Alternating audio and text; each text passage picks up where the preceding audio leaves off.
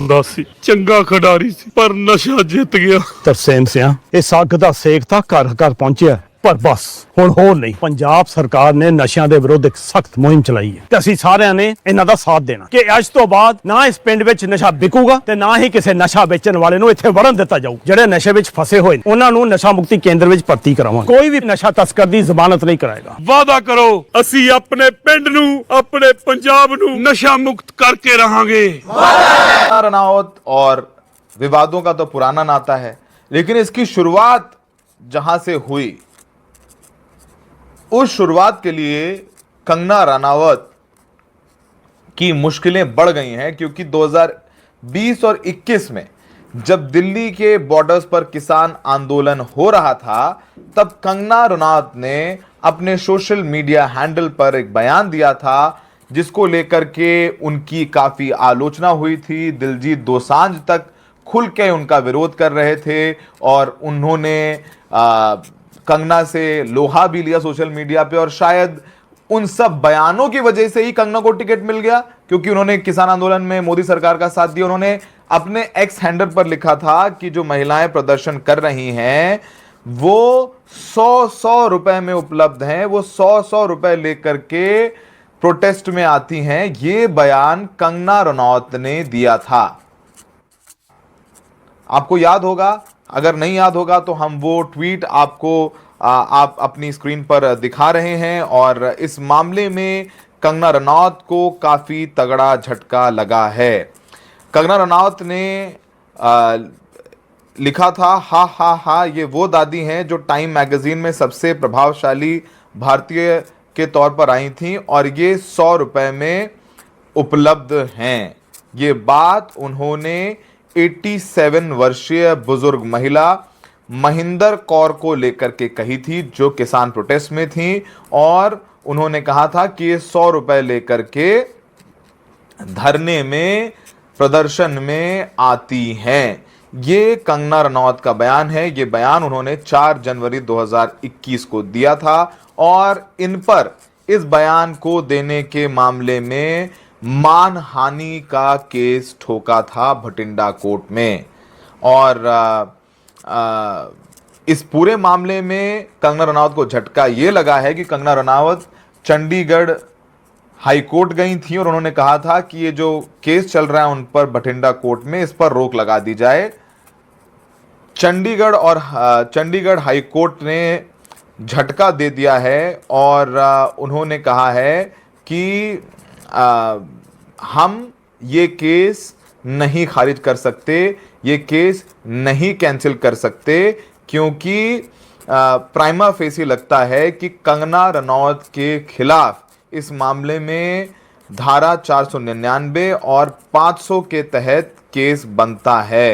और ये पूरा मामला कंगना रनौत के खिलाफ चलना चाहिए।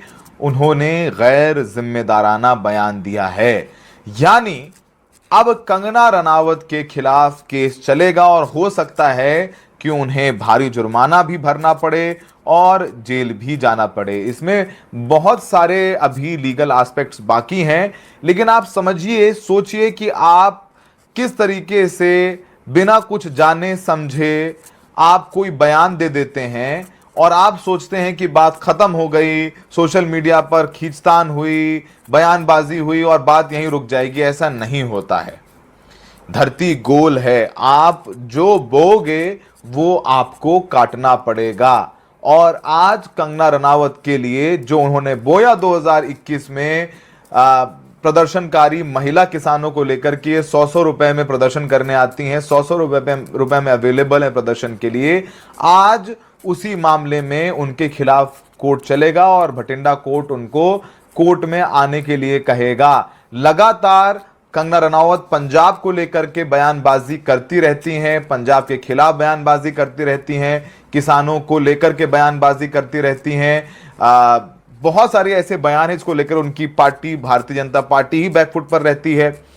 अब कंगना रनौत को उसी पंजाब में उसी पंजाब के भटिंडा में, उसी पंजाब के भटिंडा कोर्ट में उन्हीं पंजाबियों के बीच जाकर के पेश होना होगा और उनको राहत नहीं मिली है इस पूरे मामले में।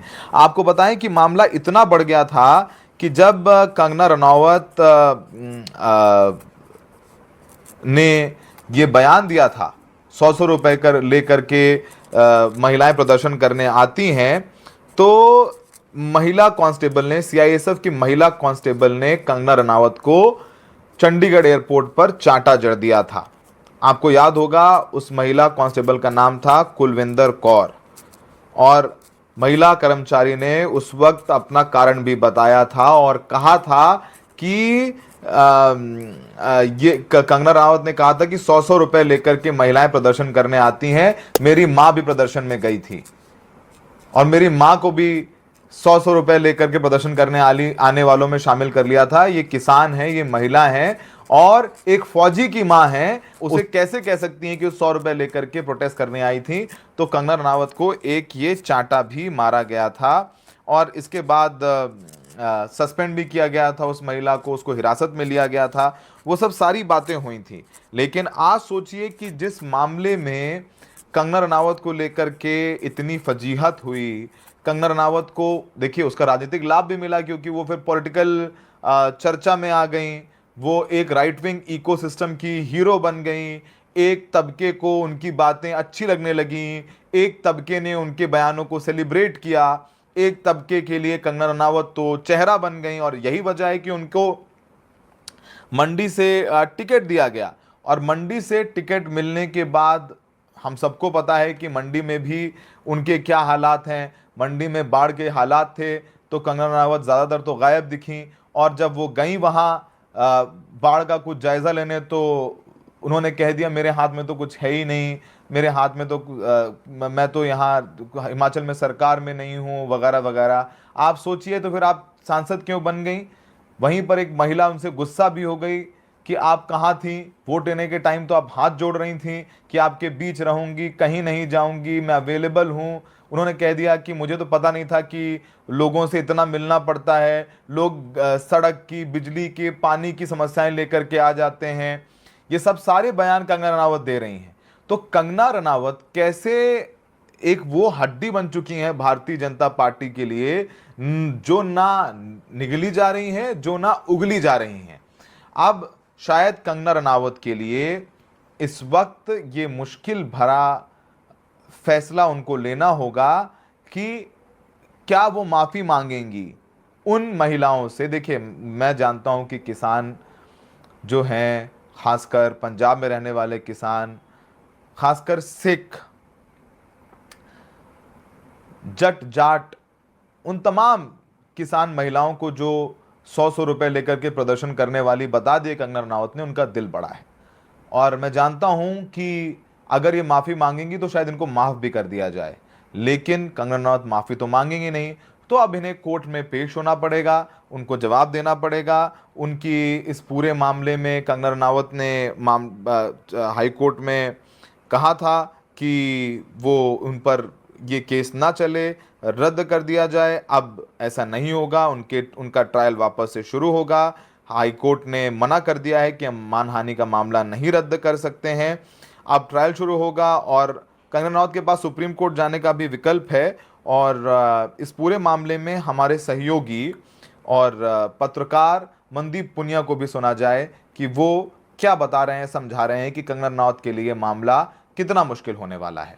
कंगना रनौत जो कभी पंजाब की राजधानी चंडीगढ़ में पढ़ी लिखी हैं, आज वही पंजाबियों के खिलाफ सबसे ज्यादा जहर उगलने में आगे दिखाई देती हैं। हालांकि एक पूरी कम्युनिटी को ऐसे टारगेट करना और उनको आइसोलेट करने तक जाने की जो पोजीशन है वो तो बीजेपी की खुद की भी नहीं है। बीजेपी खुद पंजाबियों से, सिखों से पंगा नहीं लेना चाहती।